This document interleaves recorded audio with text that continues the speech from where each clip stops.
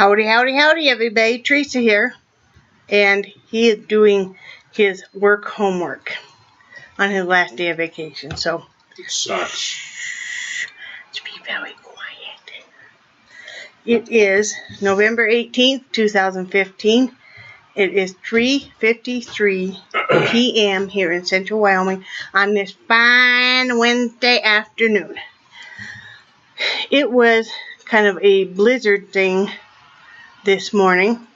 About 11 o'clock, we went to go take back my oxygen concentrator, turn it in, and it wasn't exactly a whiteout condition, but you could see where it could turn to it, and then it stopped about an hour later. Sun's out. 37 degrees right now. The high is 46, the low 20. Real feel temperature right now is 20 degrees because of the wind. So, and it says tomorrow is supposed to be fairly nice. I mean cold, but then Friday we're supposed to get some snow. What did we do last night? Brad made dinner. He made turkey and gravy with mashed potatoes and vegetables. And then he watched a bunch of his, like the Marvel TV show and Bastard Executioner or something like that. I don't know. He had a whole TV night planned. So then I worked on that Afghan and watched 6 Feet Under. I am doing the final row on the Afghan. See the Charlie dog right there? Hi, Charlie. Charlie. He's sitting right behind me. Charlie. You're right there. I finally took the final stitches off the final row off the loom, and so I'm finishing that up. I have a hat that's on the hat loom I need to finish up, and then I'm going to do a matching hat. I think I have enough yarn. I'm not sure. Right, Charlie? Oh, poor Charlie. Love you too. Yes, and you see my skull here in the light picture. Yeah. And hang on a minute. Do you see he's cowering from the dachshund? Yes, the dachshund is right here behind me. And can you help me a minute? I doubt it. Come on, Nick, smooth. Oh.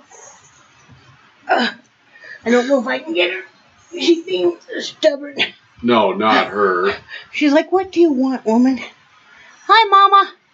Say hi to everybody. Are you not amused? No. Oh, come here. Oh, my goodness. She's like, what do you want, Mom? Oh, are you okay? I'm sorry. I didn't mean to hurt you. This is Mama. Here's my dachshund, Shelter next. She is 13 years old. And she is the boss of the house. She is the boss of the other dogs, the cat, us. I'm sorry. You okay? Feeling a little grouchy today, aren't you? She doesn't want to be moved, and she's letting me know it. Gives me the evil eye. I'm sorry, baby. Are you okay? I'm sorry. Please forgive me. Ooh, I'm in trouble now. Right, Charlie? He's like, he's right behind me here on the couch. He's like, I'll just hide. But anyway, so yeah, I'm finishing that up and mail that out next week. Today, like I said, we went and paid the water bill and then came back, and we went and turned that oxygen concentrator in, made sure I got a receipt that had been turned in. I gave it a good shot. I gave it almost 8 full months. It's just, I'm sleeping better without it on because I fight it so much that, yeah. And then he's not feeling real hot. Of course, we can't get his medication until payday, his new medication. So,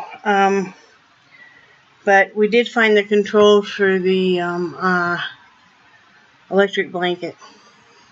So we got that. I don't like electric blankets, personally, for me, because I don't like anything real warm on me. It's really weird.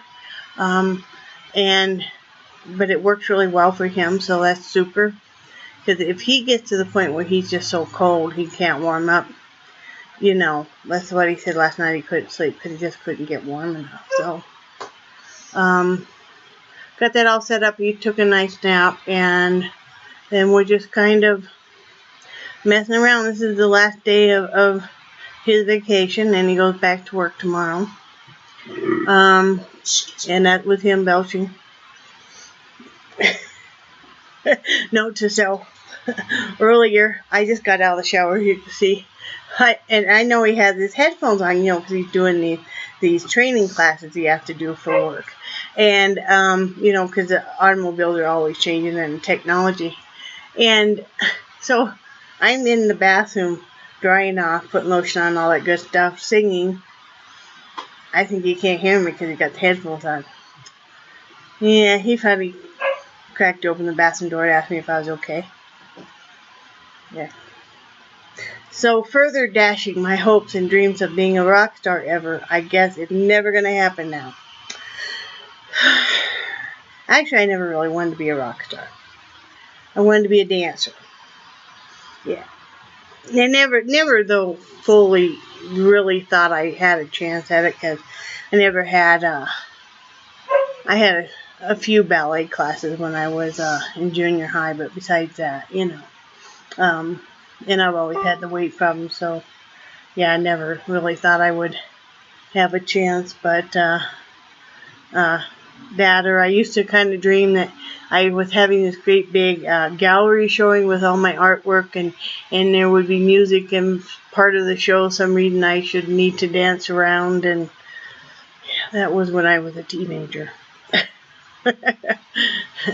So I'm just going to kind of clean house most of it tomorrow, because, I want to spend time with him and finish this Afghan and stuff, because I really want to play with that knitting machine, but I won't let myself until I've got this all the way done and ready to go. So, nothing else really going on. One thing I thought of was how often we blame ourselves for how people treat us. And I'm talking about people that have low self-esteem. If you've ever been in abusive situations, whether it was growing up or in a marriage. I've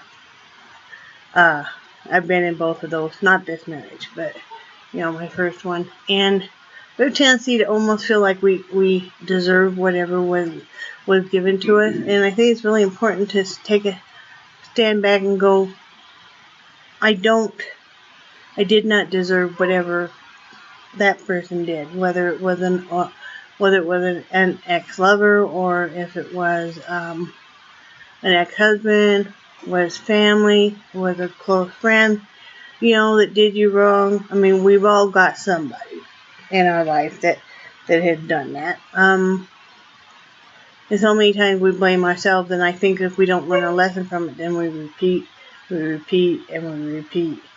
And it's important to take a stand back sometimes and go, you know what? That was really a crappy thing that person did, and I didn't deserve that. It's taken me a lot of years to finally even realize that. I don't know, part of it is the Asperger's, or just how I was raised. I watched my mom be verbally abused and emotionally abused for many, many years, and then in turn she would take it out on me emotionally, verbally, and physically. And so then when I got into my first marriage, I didn't think anything of it when it started to happen. It wasn't anything new, it was just kind of a repeat, but amped up. I think it's important you take a look back and go, you know what? I didn't deserve that. And I think a lot of times, too, a lot of us women who are women of a larger size almost think that we almost allow ourselves sometimes to be treated like a second-class citizen, like we're not good enough. You know, who you wear a size 18 instead of a size 8, somehow you're not good enough. And it's really sad. And, you know, a lot of society, you know, kind of gives us that, what's the word I want to say? Persona. We're eager to please. We'll take a lot of abuse, you know. We're easy to get. You know, we're just as good as anybody else. No matter what size you are. No matter what economic standings you have. You know, we're just good enough the way we are. You know, another thing I was thinking of the other day was, you know, everybody tries to think they're going to look like models. Well, if everybody looked like a model, models wouldn't be special, and you know, a few select people that society deems as looking perfect, and then they get paid ungodly sums of money to stand there and have pictures taken of. Why are we trying to copy anybody? You know, why are we trying to look like somebody who basically is a rarity? You know, I mean, especially our young women. So much pressure to be thin and to fit in, and you know. So, but anyway, that's just a few ramblings from this woman. I'm going to get off here. I'm going to upload this, and then I'm going to probably do some straightening up of the house before I settle down to finish up this Afghan. Brad got a big pot of chili going in the crock pot for tonight, and it's smelling good. And I will talk to you guys tomorrow. I hope you all are having a good day and you're staying warm wherever you are. Talk to you tomorrow. Remember, I think you're awesome and I love you guys. Bye.